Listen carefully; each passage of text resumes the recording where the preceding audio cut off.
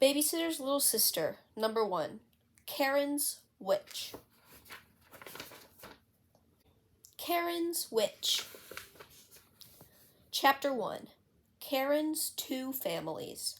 Hi, I am Karen Brewer. I am 6, going on 7 years old, and I think I'm very lucky. I'm lucky because I have 2 families. Most people only have 1, but my brother Andrew and I have 2. I have 2 of lots of other things. I have 2 houses. One is little and one is big. There is one for each family. I have 2 pairs of pink sneakers, one for each house. And I have 2 teddy bears and 2 baby dolls and 2 pairs of jeans. I even have 2 pieces of Tickly, my special blanket. I ripped Tickly in half so I could have a piece at each house. Aren't we lucky? I asked Andrew one day. Andrew is only 4. I'm his big sister. This is a very important job. Yup, said Andrew, but I think he didn't mean it. He doesn't always like having 2 families. Sometimes I don't either. It can get confusing. At the little house live Mommy and Seth. Seth is our stepfather. He likes animals. When Seth married our mother and moved to the little house, he brought his dog and cat along. His cat is named Rocky. His dog is named Midgie. These are stupid names. I would have named the cat Jones and the dog Vance. Jones and Vance are really great names. At the big house live a whole bunch of people. The most important person there is our daddy. Then there's Elizabeth. She's married to Daddy, so she's our stepmother. Mommy and Daddy got divorced. Then they each got married again. That's how come Andrew and I have a mother, a stepmother, a father, and a stepfather. At the big house, also, are Elizabeth's 4 kids. They are my stepbrothers and stepsister. Sam and Charlie are old. They go to high school. David Michael is 7. He is just about my age. Sometimes he thinks he's so great because he gets to live with my daddy all the time. And then there's Christy. She's 13. She is one of my most favorite people. Finally, there are Shannon and Boo Boo, my other dog and cat. Shannon is a frisky puppy. She sort of belongs to David Michael, but I try to forget that. Boo Boo is an old fat cat. He's mean. I don't like him much. Here are the good things about having 2 families, 2 birthday parties, 2 Christmases, and all those other 2s. Someone can always take care of you when you are sick. Mommy won't let Andrew and me eat candy, but Daddy will, so we fill up at his house. Here are the bad things about having 2 families. Different rules. At Mommy's house, always put your toys back in the toy box. No running indoors. No Saturday morning cartoons. At Daddy's house, never leave the TV on if you are not watching it. Keep the closet doors shut. No spying on the neighbors. I forget the spying rule a lot. Plus, no matter how hard I try, I always end up with 2 somethings at one house and no something at the other. One time I was sure I had lost the party shoes that stay at Daddy's house, so I brought over the ones from Mommy's house. Then I found the first pair under my bed, and I forgot to take the second pair back to Mommy's. When it was time for a party at Mommy's house, I had to wear my pink sneakers. Mommy was mad. So was I. Andrew and I only live at the big house every other weekend. The rest of the time, we live at the little house. The little house is a good place to be if you like peace and quiet. The big house is usually noisy. It's always busy. Someone there will always play with me. Also, a witch lives next door. I am not kidding. I know because I spy on her all the time. Daddy's rule is no spying, but I can't help it. I have to spy on her. If you live next door to a witch, wouldn't you spy? It's important to know what she's up to. I have to protect my family. A witch is scary, but interesting. The witch says her name is Mrs. Porter, but her real name, her witch name, is Morbida Destiny. Doesn't that sound spooky? Morbida Destiny wears long black robes. She smells funny. Her hair is wild and wispy and gray. She planted an herb garden in her yard. She uses those herbs to put spells on people and animals. She put 3 spells on Boo Boo this year, I told Christy. Christy rolled her eyes. She doesn't believe Morbida Destiny is a witch. Here is a fact. Even when you're 13, you don't know everything. I know about Morbida Destiny. I know she's a witch, and I know enough to be careful. Chapter 2. Going to Daddy's. One Friday afternoon, Mommy drove Andrew and me over to Daddy's. It was time for our weekend with him. Bye, Mommy, I called as Andrew and I hopped out of the car. See you on Sunday. It was almost supper time. The sky was dark. As we ran to the front door, I said to Andrew, "Doesn't it feel like fall to you?" "Yup," he replied, "but it isn't." "I know, but doesn't it feel like it?" "Yup." "It's all gray and chilly. The wind is blowing. And look at that huge full moon. It's Halloween." "Not really." "But it feels like it." I glanced at Morbida Destiny's house next door. It was gloomy and dark. Only one light was on. I thought I could see the witch moving around inside, but I wasn't sure. "It's a good night for witching," I added. Andrew didn't answer. Sometimes I make up stories that scare him. I hoped I wasn't scaring him now. I never mean to.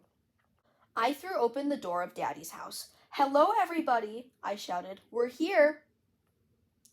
Christy was the first one to run into the hallway. "Hi, you guys," she replied. She hugged me tightly. Then she hugged Andrew. "Ooh, Christy, it's a Halloween night tonight," I said in a low, spooky voice. "I bet Morbida Destiny." "Oh, hi, Daddy." I stopped talking about the witch. Daddy and Elizabeth had to come into the hall. I didn't want them to think I'd been spying. My stepbrothers came too. There were lots of hugs and hellos. "Come put your knapsacks away," Daddy said to Andrew and me. So we did. I forgot about Morbida Destiny for a while. I was very busy getting settled. There was so much to do. I had to check on my dolls and Tickly. I had to say hi to Shannon and Boo Boo. And I had to see if anything interesting was going on in David Michael's room. Sometimes he keeps bugs in jars. Then it was dinner time. We ate in the kitchen, and then people began to leave. Sam and Charlie went to a dance at their high school. Daddy and Elizabeth went to the movies. Christy babysat for us that night. She was in charge of Andrew and David Michael and me. Babysitting is one of those things Christy does best. She always thinks of fun stuff to do. We were in the middle of a game of Old Maid when I heard mewing at the front door. "That's Boo Boo," I said. "I better let him in." I ran to the door. I opened it wide. Right away, I wished I hadn't opened it at all. Chapter 3. The Witch Next Door. Standing on the front steps was Morbida Destiny's black cat, Midnight. "Ah!" I screamed. "Perow?" asked Midnight. He blinked his round, yellow eyes. "What is it?" Christy called. I could hear her running to the door, but I was too scared to say a word, so I didn't answer her. What was Midnight doing on our front steps? I wondered. It must mean something. Midnight was a sign of bad things to come. Or maybe the cat wasn't Midnight at all. Maybe it was Morbida Destiny in the form of a cat. "Ah!"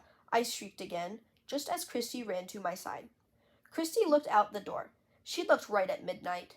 Then she looked beyond Midnight, into the gardens, and across the lawn. "What's the matter?" she asked. "What's the matter?" I cried. Couldn't Christy see for herself? "That is the matter." I pointed to the cat. Midnight blinked at me again. "Midnight?" asked Christy. "So what? He's just sitting there. He probably wants to play with Boo Boo." "But Christy, that's the witch's cat. Or maybe it's the witch herself. But he's blinking at me. I know he's here to put me under a spell. Maybe Morbida Destiny wants to turn me into a cat." "Now why would she want to do that?" asked Christy. She closed the door. Then she smiled at me. I couldn't smile back. This was serious. "Let's finish our game," said Christy. "Andrew and David Michael are waiting for us." I sighed. Then I shivered. I could feel goosebumps on my arms. "Christy, I'm scared," I said. "Oh, Karen, everything is all right, really." Christy held my hand as we walked back to the living room. The living room was where we were playing cards. Andrew and I have a big playroom on the second floor of the house, but sometimes we like to play in the living room. Daddy always lets us. That's the kind of person he is. He doesn't worry about silly things. Andrew and Dave and Michael were sitting on the floor, holding their cards. "What took you so long?" Dave and Michael asked when Christy and I got back. Dave and Michael sounded cross. That happens sometimes. He thinks he's so great just because he's a little older than I am. "For your information," I began. "For your information" is something Christy says a lot, so I knew it was very grown up. I liked the way it sounded. I said it again. "For your information, it was not Boo Boo at the door." "Who was it then?" asked Andrew. "It was Midnight," I replied. I used my low, spooky voice. "Morbid a Destiny's cat?" shrieked David Michael. I nodded. "You guys," said Christy, "what is the big deal?" "The big deal is that's a witch's cat," began David Michael. "Or maybe the witch herself," I interrupted. "Was on our front porch. Midnight has never come over here before." David Michael crossed his arms. "I wonder why he chose tonight," I asked softly. "Maybe because there's a full moon. The wind is blowing. It's a witchy Halloween night." Andrew scampered into Christy's lap. He stuck his thumb in his mouth. "I think you're scaring your brother," Christy told me. Chapter 4. Witch Stories. "Christy," I said, "let's not play old maid. Let's read stories." Andrew took his thumb out of his mouth. "But not witch stories," he said. He put his thumb back in his mouth. "I want witch stories," I said. "I know a witch story that's not scary," Christy told us. "It's called The Tooth Witch. It's about a good witch who becomes the Tooth Fairy." David Michael said the story sounded boring. Christy read it anyway. Andrew and I liked it a lot, and David Michael changed his mind and said it was funny. "Now I want another witch story," I said. "Not me," said Andrew. "No more witch stories." "Not me," said David Michael. "No more stories at all." "It's bedtime anyway," said Christy. "Go on upstairs and brush your teeth. All the three of you. And Karen, when you're ready for bed, I'll read you The Littlest Witch. Is that a deal?" "Deal," I agreed. Andrew and David Michael and I went upstairs. We went to our bedrooms and changed into our pajamas. Then we met in the bathroom. We always brush our teeth together. This was my idea. We crowded around the sink. We squeezed as much toothpaste onto our brushes as we could. Then we brushed very hard. We brushed until our mouths were so full of toothpaste that we couldn't hold it in anymore. "Okay," I said. 1, 2, 3, spit." Only my mouth was so full it sounded like 1, 2, 3, bit. We leaned over the sink and spit out our toothpaste at the same time. "Look at all that foam," I said. "I think we set a record," David Michael added. We watched the foam until we heard Christy's footsteps on the stairs. Then I turned on the water. I rinsed the foam away. Nobody, not even Christy, knows how we brush our teeth. "Bedtime," Christy called. David Michael and Andrew dashed into their rooms. I dashed into mine too. I jumped into bed and grabbed Tickly and Moosey, my stuffed cat. I held them tightly while I waited for Christy. Christy said goodnight to David Michael and to Andrew. Then she came into my room. She headed straight for the bookcase and found The Littlest Witch. It was easy to find. It was one of my favorite stories, so it's always at the end of the row of witch books. Christy climbed onto my bed. She put her arm around me and I rested my head on her shoulder. I knew The Littlest Witch so well that I could tell myself the whole story without even opening the book, but I liked to hear Christy read it. When it was over, I said, "I would like that book even better if we didn't have our own witch right next door." "We don't," said Christy. "We do," I told her. Christy kissed me on the nose. "Good night," she said. "Stop thinking about witches." "Good night," I answered. But I could not stop thinking about witches. I just couldn't. Chapter 5. Shivers and Goosebumps. Christy turned on my nightlight. Then she left my room. She closed the door, but not all the way. I liked to see a streak of light from the hallway. I lay back in my bed. I looked at my nightlight. It was shaped like Donald Duck. We got it at Disney World. I looked at the light around my doorway. Perfect. Plenty of light. Do you want to know a secret? I am afraid of the dark. Not very afraid, just a little afraid. Well, maybe more than a little afraid, but don't think I'm a baby about it. I turned over onto my stomach. I smushed up my pillow. I flattened it out. I was not sleepy. I played a game with myself. I tried to remember everything that had happened since I said, "See you on Sunday," to Mommy. Well, first I had looked over at Morbida Destiny's house. I thought I could see her in the window. Then I had told Andrew that night felt like Halloween. I shivered and got goosebumps on my arms again. Witches, Halloween, black cats, spells. I sat up and looked out my window. Guess what I can see from my bedroom? Morbida Destiny's house. It was all dark and silent. Ooh, spooky. Now I had goosebumps on my arms and legs. I turned on my light. "Karen, what are you doing?" called Christy. She must have seen the light from out in the hallway. "Nothing," I answered. I turned off the light. I lay on my back, my side, my right side, my left side. I did not feel a speck sleepy. I thought, Morbida Destiny is a witch. That is a fact. I had seen her lots and lots of times in her witchy black clothes. I've seen her funny hair. I've seen her herbs. And I have seen her broom. But do you know something strange? I have never seen her ride the broom. Isn't that weird? All witches ride brooms. I sat up and looked out my window again. Maybe witches only ride brooms at night. That would make sense. If they rode them in the daytime, people would see them. They might get arrested by the police.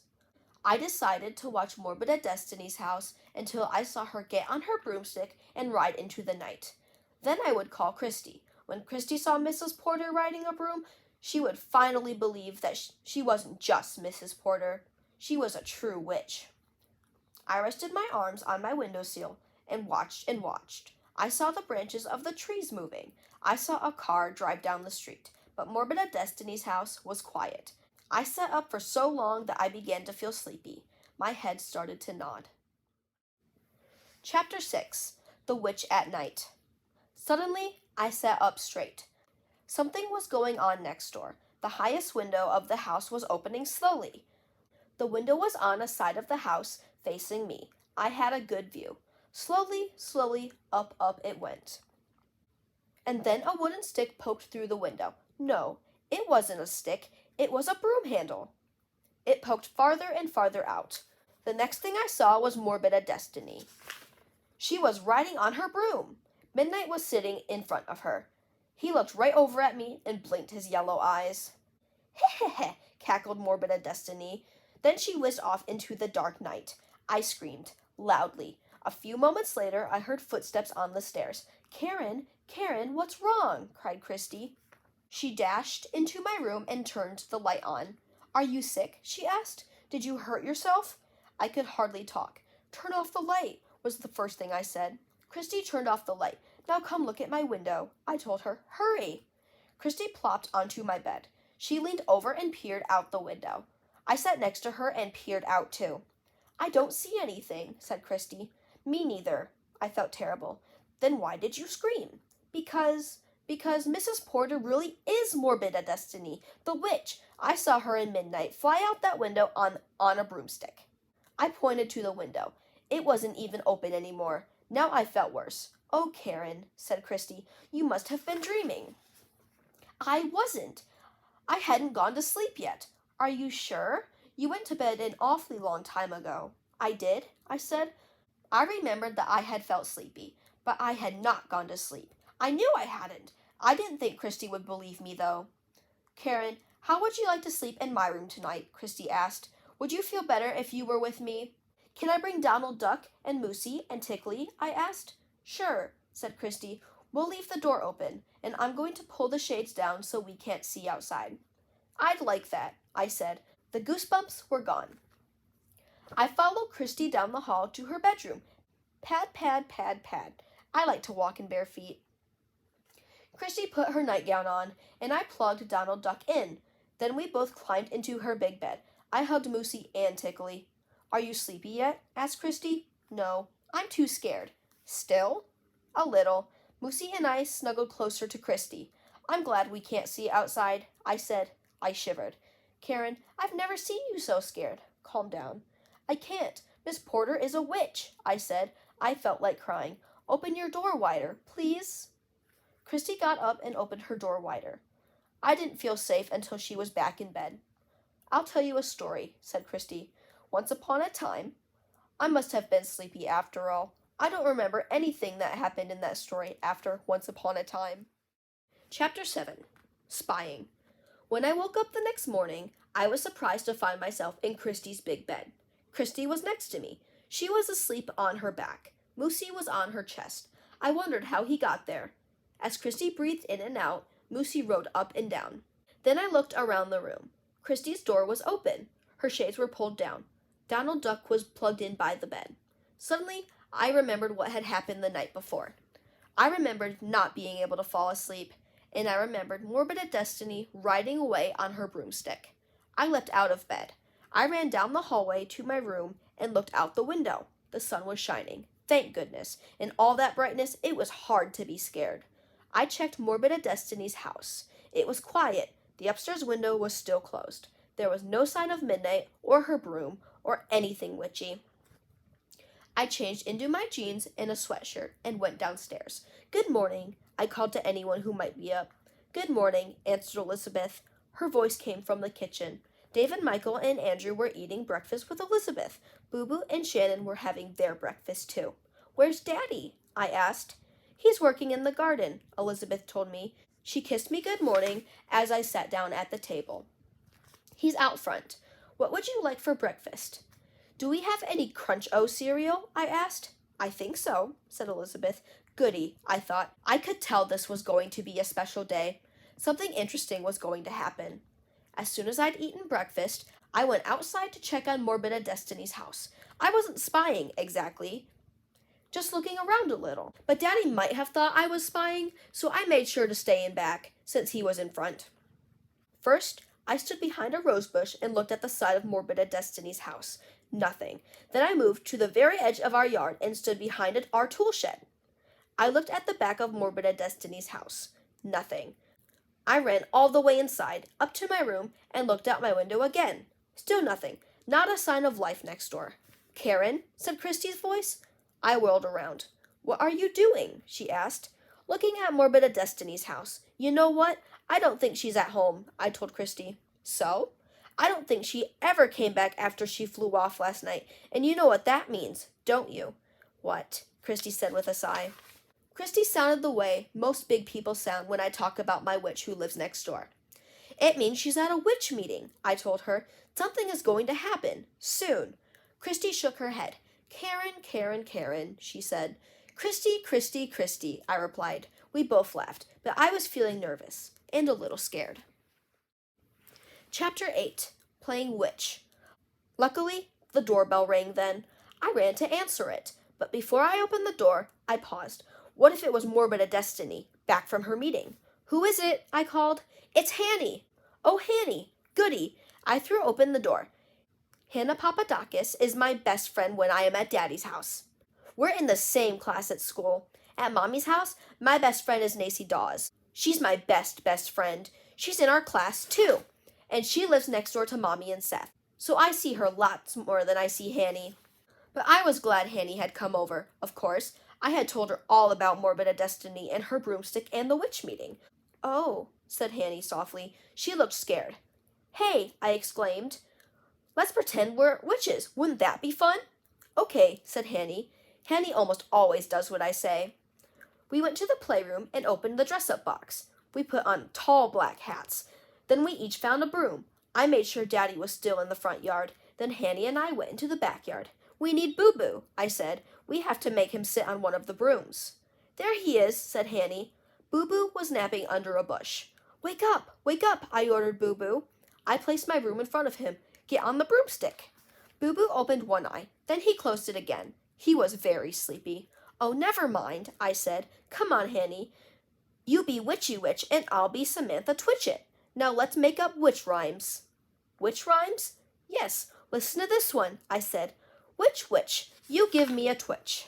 You make my ear itch, said Hanny. We laughed. Then I said, witching time, making up a witching rhyme. We edged closer to Morbida Destiny's herb garden. Hanny peeked into it cautiously. I was working on rhymes. The witch at night, she gave me a fright. She was a scary Shh, whispered Hanny. Listen. I listened. I heard rustling in the herb garden. Then I saw something black and heard a cackle. Heh heh heh. I grabbed Hanny's hand. We weren't alone. Someone was in the garden, and I thought I knew who it was. Chapter 9. The Witch and Her Cat.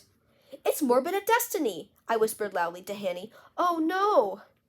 The witch was bending over. She was carrying a basket in one hand, and she was filling it with herbs from her garden. She kept snipping away at things with little pairs of scissors. Snip, snip, snip, snip. My heart began to beat faster. I was practically right next to the witch. Luckily, she didn't know it. Morbida Destiny's frazzly hair was blowing in the wind. So were her long black robes and her black shawl. Where are her hat and her broomstick? Whispered Hanny. I shrugged. I guess she doesn't need them in the garden. Heh heh heh, cackled my witch. Oh, let's get out of here, said Hanny softly. She reached for my hand. I gave it a squeeze. I knew just how she felt. My heart was pounding so loudly I was sure Morbida Destiny could hear it. Come on, said Hanny. She knows we're here. She's cackling at us. Just then, I heard a soft meow. No, she isn't, I said. At least, I don't think she is. She's cackling at midnight. I can see him now. I knew that I was done doing my spying. I knew that what I was doing was spying. I couldn't help it. I just had to hear what Morbida Destiny was saying. Maybe she would say something about her witch meeting. But first, the witch had to do some more cackling. Heh heh heh, heh heh heh. Snip, snip, snip, snip. Suddenly, Morbida Destiny took a step forward. Hanny and I jumped back. We were still hidden. Whew. Midnight, Morbida Destiny muttered. Midnight looked at her with his round yellow eyes. 12 o'clock, she said. Snip, snip. She took another step forward. Hanny and I backed up. We were holding hands tightly. Midnight, Morbida Destiny muttered again. Did she mean her cat or the middle of the night? I wondered. Important meeting, I heard my witch murmur. She peered over at her cat. The cat opened its mouth and meowed loudly. My stomach began to feel funny. Company's coming, said Morbida Destiny. My stomach felt worse. Meow, said Midnight. Ouch, said Hanny. What, I whispered. You're holding my hand too tight. You're going to squeeze my fingers off. Sorry. Morbida Destiny was talking again. Yes, we must be ready, she said, and all at once I knew what she was talking about. Chapter 10. The Witching Hour. Oh no, oh my gosh, I cried. I was so scared I forgot to be quiet. What's that? Who's there? Called Morbida Destiny. Hanny gasped loudly. It was time to leave. I pulled Hanny away from the garden. We ran all the way to my house. We didn't stop until we were inside, but on the way, we tossed off our hats. We left them beside the brooms. I would have to remember to bring the hats and brooms inside later.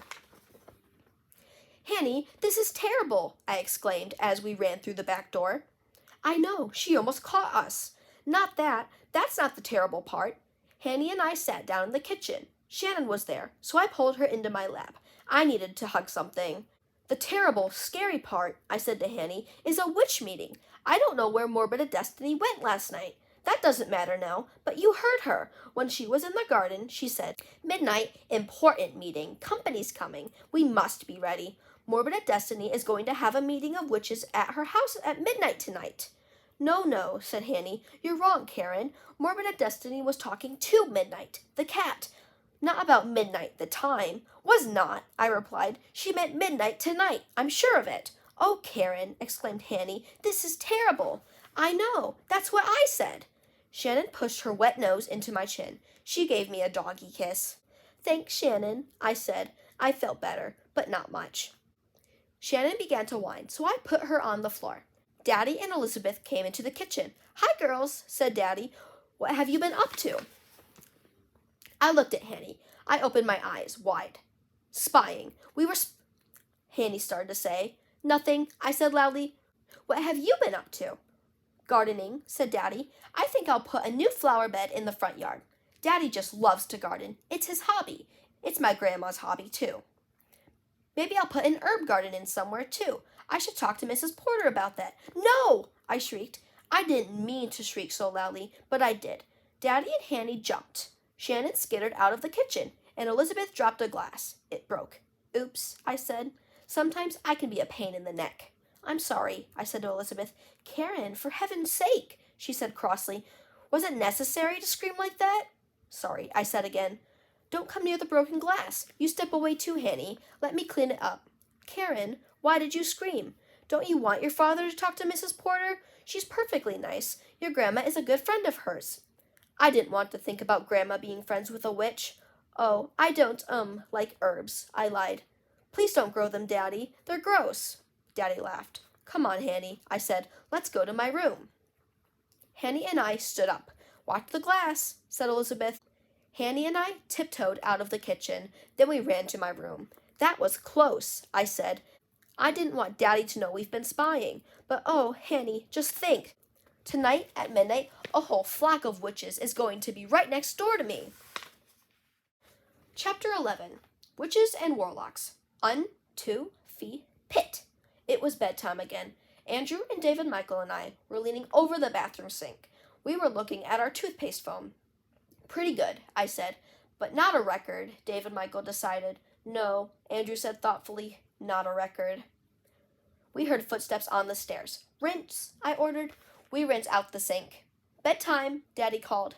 Daddy, can Christy come up and read me a story? I wanted to know. I'll ask her, said Daddy. He disappeared downstairs. Good night, David Michael and Andrew and I said to each other. Don't let the bedbugs bite, added Andrew. See you in the morning bright, I told him. I went to my room and climbed into bed. Daddy and Elizabeth came in to say good night. They said good night to Moosey, too. Then Christy came in. Ooh, goody, I said. Can you read The Littlest Witch, please? What, again? Replied Christy. Why do you want to hear it? It always scares you. I screwed up my face and thought, okay then, Little Toot, I finally suggested. But when we finished that, I still wanted to hear The Littlest Witch, so Christy read it. And she didn't skip any words. I could tell. I'm a good reader. Christy, I said when she put the books away. What? Christy sat on the edge of my bed and played with Moosey's paws. I have to tell you a secret, I whispered to her. Christy leaned closer. Tonight, I went on, a witch meeting is going to be held next door, at Morbid Destiny's house. 100, maybe even 1,000 witches will be there. Quick as a flash, Christy pulled my window shade down. Now, don't go spying again tonight, Karen, she exclaimed. You make yourself crazy. You imagine all sorts of things. I'm not imagining. I won't be. There really is going to be a witch meeting tonight. Warlocks too? Asked Christy. What are warlocks? Boy witches. You mean there are boy witches? I cried. I didn't know that. This meeting could be huge. Do you want to sleep in my room again? Christy asked me. You look scared. I'm not scared, I said. My teeth were chattering. Boy witches? You sure look scared. Well, I'm not. Besides, I had a plan, and I couldn't do my plan in Christy's room. Christy gave me a funny look. Thank you for asking, though, I said politely. I'll be fine. I laid down and pulled my covers up. All right, good night then, said Christy, and good night, Moosey. I held Moosey up. I danced him from side to side. Good night, Christy Amanda Thomas, I made him say. Chapter 12. The Witch's Spell. As soon as Christy was gone, I snapped up my window shade. I looked at Morbid Destiny's house. One light was on. That was all I could see. I reached under my bed and pulled out an alarm clock. It was old. I'd found it in the basement. How did you set an alarm clock? I wasn't sure. But I wanted this one to wake me up at 1:45 midnight. I fiddled around with the buttons on the back. Then I wound it up. When I was finished, I put the clock on the windowsill, right next to my bed. Tick-tock, tick-tock. This was my plan. The alarm clock would wake me up. I would look out my window. I would watch all the witches flying down to Morbid Destiny's house. I would watch them park their brooms on her roof and her lawn. I would watch them go inside. Then if they started to do anything they shouldn't, I would wake up the whole neighborhood. I would scream and yell, "It's the witches," I would say. "The witches are up to their tricks. Quick, run for your lives. Save yourselves." It was a great plan. I would be a hero in Stony Brook. Probably the mayor would give me a parade. I would get to ride in a car and wave to people and wear a crown. I closed my eyes and fell asleep. I didn't wake up until 8:30 the next morning. That stupid alarm clock was looking right at me. It was ticking away cheerfully, but the alarm hadn't gone off. I gasped. Morbid Destiny must have put a spell on it. She must have figured out my plan. She didn't want me to wake up and warn everybody, so she said a witch's spell and burned a candle. I bet she put a spell on everyone in the neighborhood, too. She must have done something so we would all stay asleep. That was the only way to hold a witch meeting, of course. That darn old Morbid Destiny, I thought. She was just too smart. I wondered what had happened at the meeting. What had the witches talked about? What had they decided? Were they going to do anything to our neighborhood? There was only one way to find out. Spy.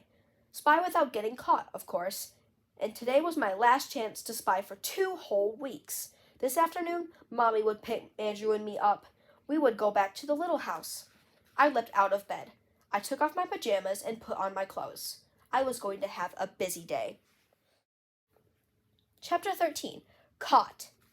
I began spying right after breakfast. I had to be extra careful. Daddy was working in the garden again. Mostly, he was working in the front yard. But at breakfast, he said to my stepmother, "Perhaps the herb garden should go in the back, Elizabeth. If I started it near Mrs. Porter's garden, she could give me a hand from time to time." Was Daddy crazy? Our own herb garden next to Mrs. Porter's? That meant 2 things. It meant Morbid Destiny would come in our yard to look at our garden. And it meant her magical herbs might get mixed up with our regular ones. On the other hand, having our own herb garden would mean I could get herbs whenever I needed them. Maybe I could learn to work some spells. Anyway, I began my spying in the backyard. I really wanted to look at the front of Morbid Destiny's house, but Daddy was in the front. I stood behind a shrub and peered at the witch's back door. It was closed. I couldn't hear a sound. I moved all the way back to the tool shed. When I looked around the corner of the shed, I could see Morbid Destiny's whole backyard and all of the back of her house. I searched the ground and the roof. I thought maybe I would see a forgotten broom, or a lost hat, or a black cat that didn't belong there. Nothing. How boring. Crash! Bang! I gasped. Someone or something was in our tool shed. "Karen!" It was Daddy. He must have heard me. I flattened myself against the side of the shed. I kept as still as a mouse. "Karen!" Daddy called again. I held my breath. Soon I heard footsteps. Good. He was going away. "Karen!" No, he wasn't. He'd found me. "Hi," I said. "What are you doing here?" asked Daddy. He sounded as if he thought I was doing something I shouldn't be doing, like spying. "Oh, I'm back here looking for my ring," I lied. "That beautiful ring I got from the Cracker Jacks box." I knew Daddy would remember that ring. Andrew and I had had a big fight over it. We both wanted it. Then Andrew got a tattoo prize in another box, so he kept that, and I kept the ring. I sat down on the ground and pretended to look around. Daddy looked too. "Darn," I said. "Why do you think the ring might be back here?" Daddy wanted to know. I shrugged. "I've looked everywhere else." Daddy stood up. "That's too bad, honey," he said. "Oh well, maybe I'll get another one sometime. Thanks for helping me look." I got to my feet and ran off. Whew, another close call. Chapter 14. The Witch Meeting. I waited until Daddy was in the front yard. Then I hid behind the shrub again. I watched and watched. Morbid Destiny's house was as quiet as a tombstone. Tombstone. Now there was a scary word. I wondered why I had thought about tombstones. Let's see. Graveyards, misty nights, ghosts. I felt a hand on my shoulder. "Ah!" I screamed. "Karen Brewer," said Christy. "You're spying, aren't you?" I whirled around. "Yes," I replied, "and you nearly scared me to death." "It serves you right. You're not supposed to spy on the neighbors. You know that. It's a rule." "Are you going to tell?" I asked. "Maybe. Would you stop it? I'm honk honk." "Oh, there's Marianne and her dad," said Christy. "They're taking me downtown. Gotta go. See you later. And quit spying." Christy ran off. I followed her part way. I watched her climb into the car with her friend Marianne Spear. Mr. Spear drove off. I waved. As soon as the car was out of sight, I headed for the shrub again. And then I saw Daddy. He was carrying his gardening tools into the backyard. Perfect. Now I could spy from the front. The front is better for spying because there's a low hedge between our yard and Morbid Destiny's. And there's one spot where I can just fit between two of those bushes. Nobody can see me there. I wriggled in. Right away, things started to happen. The front door of the witch's house opened. Morbid Destiny came out with a broom. Yikes! She was dressed differently than usual. She was still in black, but she wasn't wearing a shawl or robes. Just a long, old-fashioned dress, and her hair wasn't so frazzly. She looked almost, well, nice. But what was she doing with her broom? Oh, she was sweeping the front steps. Did they really need sweeping, or was she just trying to make people forget she was a witch? I couldn't tell. Morbid Destiny finished her sweeping. She carried her broom inside. A few minutes later, she came out again. This time, she was carrying a large pair of scissors. She marched herself over to a flower garden. Snip, snip, snip, snip. She cut the flowers until she had a gorgeous bouquet. Then she took the flowers inside. What would happen next? I waited for a long time, but the witch did not come out of her front door again. Finally, I heard voices. I peeked around the hedge, leaning way over. I could see all the way along the edge of Morbid Destiny's yard. And there in the back was my witch. She was in her herb garden again. She was snipping away and talking to Daddy. After a while, she went back inside. I thought. Morbid Destiny had swept off her porch. She had cut flowers and more herbs. She seemed to be getting ready for something. But what? The witch meeting had been held the night before, hadn't it? Just then, 3 cars pulled up in front of Morbid Destiny's house. I ducked back into the hedge. I held my breath. Who was going to get out of those cars? Witches? Out of each car stepped an old woman. The women didn't look very witchy, but with witches, it's hard to tell. One was carrying a casserole dish. One was carrying a plate of cookies. The third was carrying some books and papers. They rang Morbid Destiny's bell, and she let them inside. A few more cars arrived. Some more women and a couple men got out. They were all carrying food and books and stuff. Suddenly, a thought came to me. It was an amazing thought. I needed Hanny. As fast as I could, I ran to her house. Chapter 15. At Hanny's house. Hanny Papadakis answered the door herself. Hanny, Hanny, I cried. You won't believe this. What is it? She asked. I was wrong about the witch meeting. Morbid Destiny didn't hold it last night. She's holding it right now. When she said 12 o'clock, she meant noon today, not midnight last night. But I heard her say midnight, said Hanny, frowning. Oh, she was just talking to her cat. But you said, never mind that. Listen, the witches are all arriving now. Some warlocks, too. I've been watching them. Hanny's eyes grew wide. You have? Where are they parking their brooms? I always wondered about that. Hanny looked out the door. Well, that's the weird thing, I told her. They're not coming on brooms. They're coming in cars. I don't know why. But they're having a meeting, all right. They're bringing food and books and papers. The books must be spell books, and the papers must have spells written on them. New spells that they didn't need to practice. Are you sure? Yes, and you know what? What? Asked Hanny. We need to go over there. We have to stop the meeting. We have to save our neighborhood. Can't someone else do that? Asked Hanny. No one else knows about the witch meeting, I told her. Besides, don't you want to be a hero? The mayor would give us a parade, maybe even medals. We'd get to ride in a car and wave and wear crowns. The mayor would give everyone a day off school, too. Hanny looked like she couldn't make up her mind. That would be fun, she said slowly. But I don't want to go in Morbid Destiny's house. Do you? That would be crazy. They'll be practicing spells. You said so.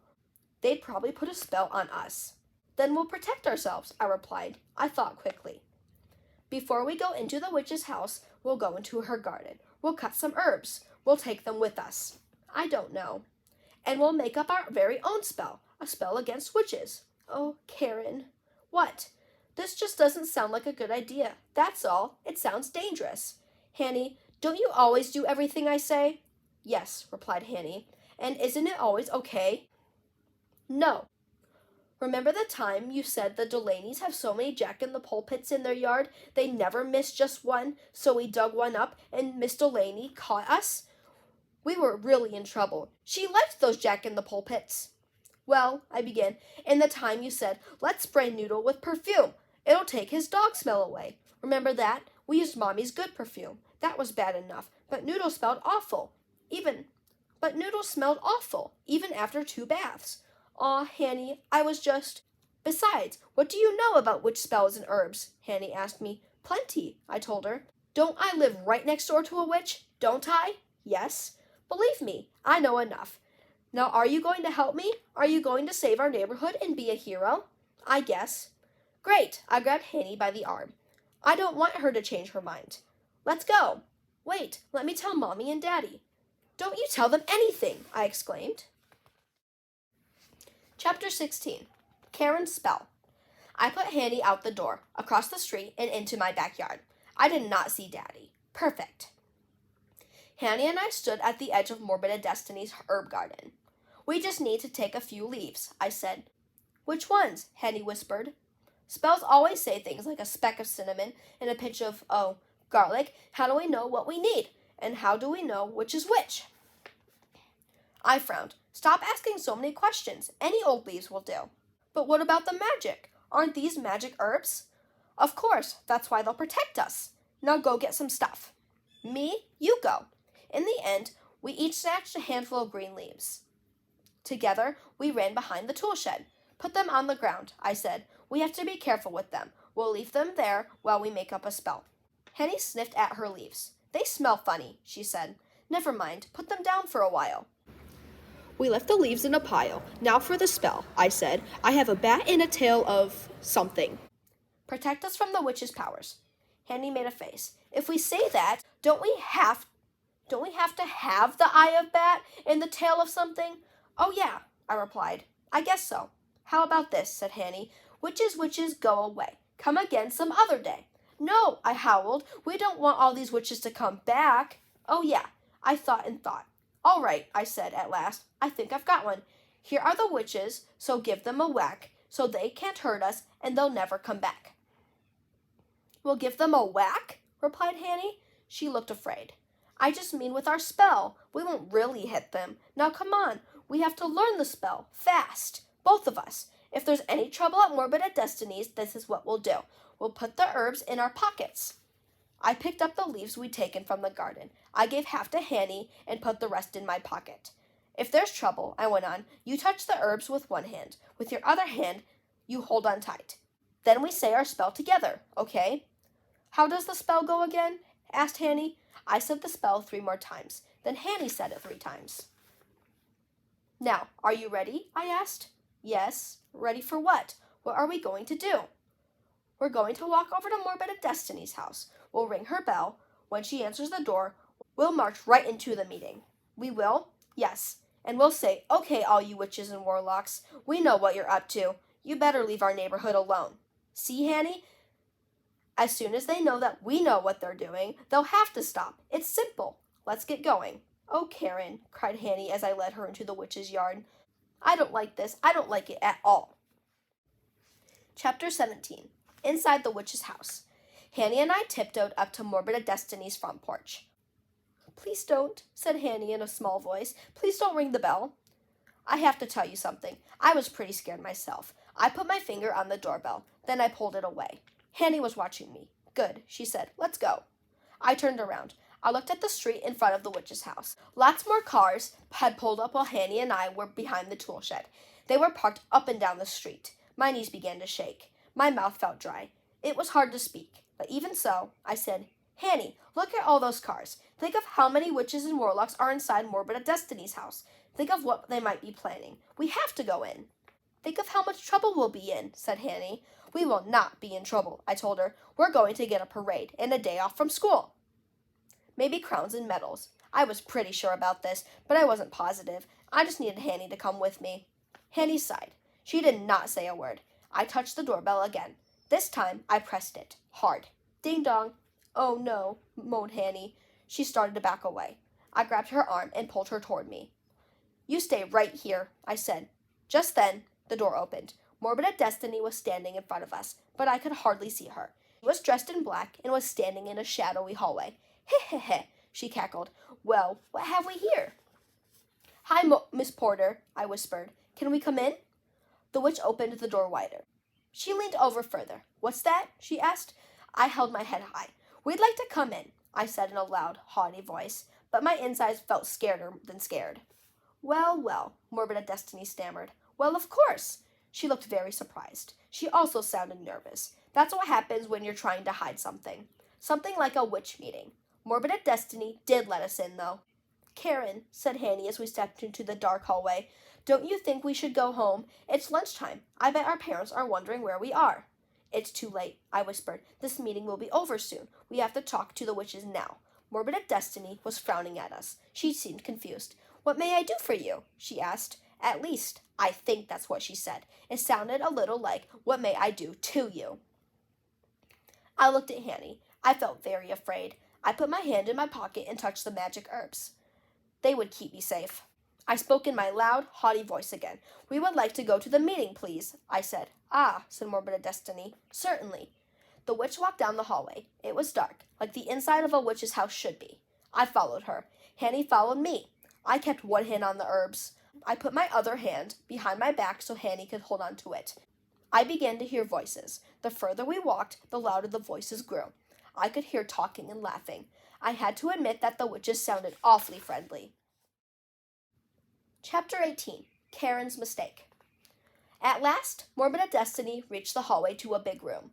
She stepped aside so Hanny and I could go in. I could see that I was right about one thing. A lot of witches had come to the meeting. There were so many of them that they couldn't all sit down. Every chair and couch was filled, and more witches were standing around. They were talking and laughing and eating. Some of them were looking through books about plants. Others were exchanging things that they'd written down on index cards. Spells? Were they giving each other new spells? My legs felt like they were melting. Hanny nudged me. "They seem nice," she said. "They look like they're having fun." Hanny didn't look so scared anymore, but I felt awful. After all, I was the one who was going to have to do the talking. "Well, of course," I replied nervously. "Witches are always nice to other witches. It's real people like us who have to worry, so keep your hand on your herbs." "Okay," said Hanny. "Now, I've got to make a speech," I said. Ahem, ahem, ahem. Some of the witches stopped talking and looked at me, but most of them didn't pay any attention. "Ahem, ahem," I said. A few more stopped talking, then more and more. The room was silent. Everyone was looking at me. Well, I think they were all looking at me. I couldn't see some of the ones in the back of the room. Hanny was looking at me too. Her look said, "Well, now, what are you going to do?" I wasn't sure what I was going to do. I wanted to run out of that room and never think about witches again, but it was a little late for that. "Excuse me," I said in a timid voice. "I want to." "Speak up," said a man's voice. "Can't hear you." "I want to say something," I tried to talk more loudly. "My name is, Karen," Hanny whispered. "Oh yeah, it's Karen. And this is my friend Hanny. We know your secret. We know you're witches and warlocks." My voice was trailing away. Everyone was staring at me. All those witch eyes and warlock eyes. All those witch eyes and warlock eyes. I haven't been so scared in my whole life. The people just kept staring at us. Finally, one man said, "What?" It sounded like an explosion. Hanny began to cry. I felt like crying myself. More voices were murmuring. But then a couple of witches laughed. "No, really," I said.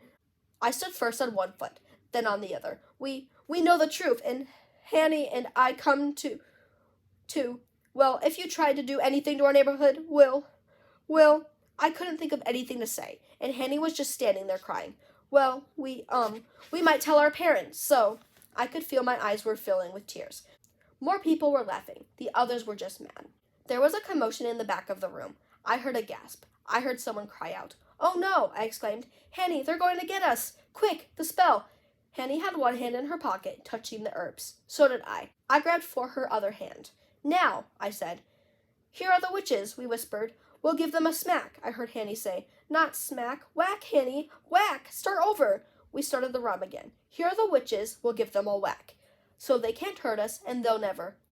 "Karen Brewer," cried a voice. It was a familiar voice. Someone was pushing her way to the front of the room. It was my grandma. Grandma Packett, Mommy's mother. "It is you," said Grandma. I couldn't see from back there. "Grandma," I screamed. "You're a witch too?" I almost fainted. Grandma knelt in front of me. She took me by the shoulders. "I am not a witch," she said. She handed tissues to Hanny and me so we could dry our eyes. Neither is anyone else here. This is a meeting of the Stony Brook Gardeners Club. I don't know what is going on, but I want you to apologize, Karen. You too, Hanny. Apologize to Mrs. Porter. Apologize to her guest. Then I'm going to take you home. Uh-oh. I had a feeling Hanny and I were in trouble.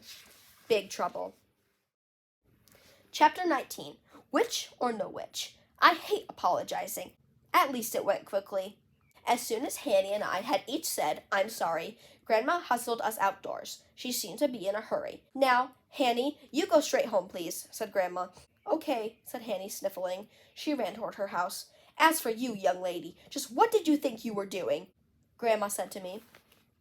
"Saving our neighborhood," I said in a very small voice.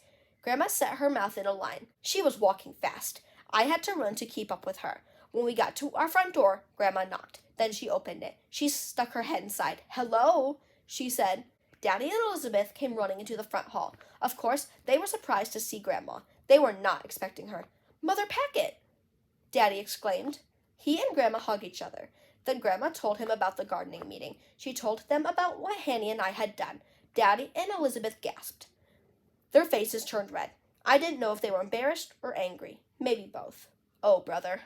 Grandma said that Hanny and I had already apologized to Mrs. Porter. She said she didn't know what we were up to, but that she had to go back to the meeting. She added that she hoped her friends wouldn't laugh at her too much. Then she left. I looked around. Daddy and Elizabeth and I were not alone. Andrew, Dave and Michael, and Christy were peering at us from the living room. When had Christy come home? Charlie and Sam were peering at us over the railing of the stairs. "Karen Brewer," said Daddy in a low voice. "I hope you can explain this." Daddy looked very upset. I hadn't seen him look like that since the time I got in trouble for saying a bad word in a restaurant. "I hope I can too," I said. Henny and I thought, we thought that the meeting next door was a witch meeting. We kept seeing people with books and, "Were you spying?" asked Daddy. "Is that why you thought that?" I glanced at Christy. She didn't say anything. She was not going to tell on me. I would have to tell on myself. "Yes," I said, "I was spying. So was Hanny, but it was my idea." I dried my eyes with a tissue from Grandma, but now my eyes were filling up again. Dave and Michael took a step closer. "Is Karen going to get in trouble now?" he asked eagerly. Sam and Charlie laughed. "All right, kids," said Elizabeth to Christy, and all my brothers, "please go find something to do. Watson and I have to talk to Karen alone." Daddy and Elizabeth and I went into the living room. We sat on the couch in a row. I was in the middle. "You'd better tell us the story from the beginning," said Daddy. So I did. Daddy and Elizabeth just stared at me. Finally, Elizabeth said, "Oh, Karen." That did it. My eyes spilled over. They trickled down my cheeks. "I'm sorry," I said. "I didn't mean to embarrass you." Elizabeth and Daddy both sighed. "We know that," Elizabeth said at last. "You thought you were helping the neighborhood. But Karen, honey, you have to understand what you did was wrong. Imagine how Mrs. Porter feels now. You walked into her house and called her and her friends witches." "That's another thing," said Daddy. "This witch business has gone too far. There are no such things as witches. Mrs. Porter is not a witch." I nodded my head, but I didn't believe Daddy at all. Daddy and Elizabeth looked at each other. Finally, Elizabeth said, "I better call Mrs. Papadakis. She should know what you and Hanny were up to. Mrs. Porter might call her later." "I'm in big, big trouble, aren't I?" I asked. "Not too big," Daddy replied. "Not this time. You thought you were doing something good, something brave." "Right," said Elizabeth. "We can't punish you for that." "But," Daddy went on, "you were spying, Karen. You did a lot of that this weekend. Don't we have a rule about spying?" I nodded. "What's the rule?" asked Daddy. "No spying on neighbors." "Right," he said, "or on anyone else. But you spied, and you got into this mess, so you owe Mrs. Porter an apology." "I already apologized," I exclaimed. "So did Hanny." "You owe her a note," said Elizabeth. Chapter 20. Dear Witch. Daddy and Elizabeth helped me write a note to the witch. This is what it said. "Dear Mrs. Porter, I am sorry I ruined your meeting. I am sorry I called you and your friends witches. I did not mean it. I am very, very sorry." When the note was finished, Daddy said to me, "Promise you won't spy any more, Karen?" "Okay," I said. "No," Daddy went on. "I want to hear you say it." "I promise I won't spy any more." Daddy smiled. "Good girl." I smiled too. At least, I won't spy very much, I thought. Only when I really have to. It was time for Andrew and me to get ready to go back to Mommy's. We went to our rooms to pack our knapsacks. While I was saying goodbye to Moosey, Sam and Charlie came into my room. "Heard any good spells lately?" asked Charlie. "Better watch out, or Mrs. Porter will make you grow a nose on your forehead," said Sam. He laughed loudly. "Oh, you guys," I said with a sigh. "Hanny and I knew that was a gardening meeting. We knew it all along." "Sure you did," said Charlie. "We did. We just wanted to make Mrs. Porter smile. She's so lonely." "Yeah, right," said Sam. Sam and Charlie just laughed and laughed. They laughed again when Mommy came, and it was time for Andrew and me to say goodbye. Andrew and I hugged everybody. Christy whispered to me, "I love you, Karen. Forget about witches." Then we ran to Mommy and kissed her and climbed into the car. As we drove away, I looked at Morbid at Destiny's house. I thought about the secret I knew. Mrs. Porter really was a witch. Maybe she had held a gardening meeting, not a witch meeting, but she was still a witch. After all, hadn't I seen her fly away on a broomstick? Morbid at Destiny was a witch, a clever witch, and I was the only one who knew it. Thank you for listening to Babysitters Club Little Sister, Karen's Witch. I hope you enjoy and continue to read more stories on my channel. Thank you.